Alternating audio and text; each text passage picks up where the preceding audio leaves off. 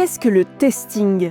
On vous explique cette méthode utilisée par SOS Racisme pour prouver l'existence de discrimination raciale. Retour à la fin des années 90. L'association SOS Racisme, créée en 1984, entreprend une campagne pour prouver en flagrant délit les discriminations raciales, notamment celles subies à l'entrée des boîtes de nuit. On appelle ça un testing. Un couple d'origine marocaine. Pardon, combien vous êtes ? Ah, nous on n'est que deux, pourquoi eux à trois ils rentrent? Parce que je les connais, madame.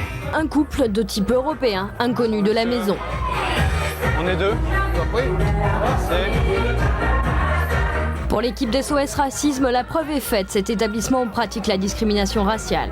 À la justice de trancher le débat, SOS Racisme va porter plainte contre l'établissement pour discrimination raciale. Plus on fera de testing dans les discothèques, dans les entreprises ou ailleurs, plus la société française prendra conscience de ce phénomène et à mon avis, c'est comme ça qu'on arrivera aussi à faire reculer les discriminations. Ces campagnes de testing concernent aussi l'accès à l'emploi et au logement. La recherche concerne un appartement de 2 pièces dans le 15e arrondissement de Paris.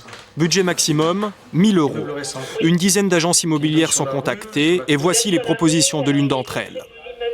40 mètres carrés, rue de Lourmel, à 820 €.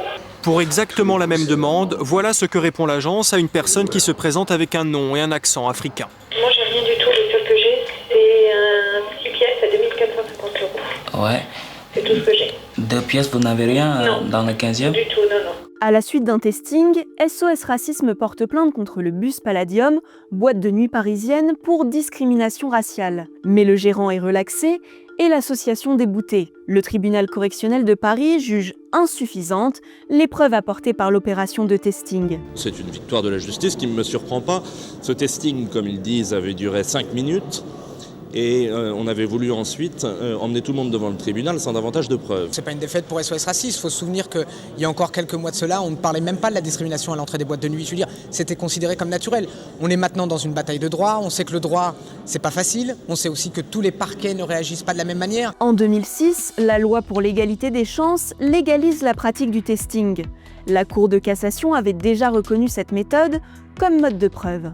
Avec la légalisation du testing, SOS Racisme veut renforcer cette pratique et que les affaires soient systématiquement soumises à la justice. Pour sa part, l'Union nationale de la propriété immobilière s'est déclarée opposée au testing. SOS Racisme mène de nombreuses actions en justice, conduisant parfois à des condamnations. Par exemple, en 2007, 4 videurs de boîtes de nuit des Champs-Élysées sont condamnés en première instance pour discrimination raciale, avant d'être relaxé par la cour d'appel l'année suivante. Je pense qu'on ne peut pas établir que le refus, un seul refus d'un physionomiste à l'entrée d'une discothèque peut établir que c'est discriminatoire, en l'absence de tout autre indice pouvant laisser même penser qu'il y aurait une discrimination.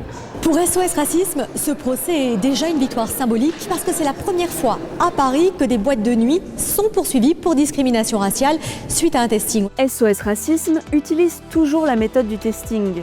En 2026, l'association révèle que près d'une agence immobilière sur 2 cautionne les discriminations raciales dans l'accès au logement, selon une enquête menée auprès de 198 établissements.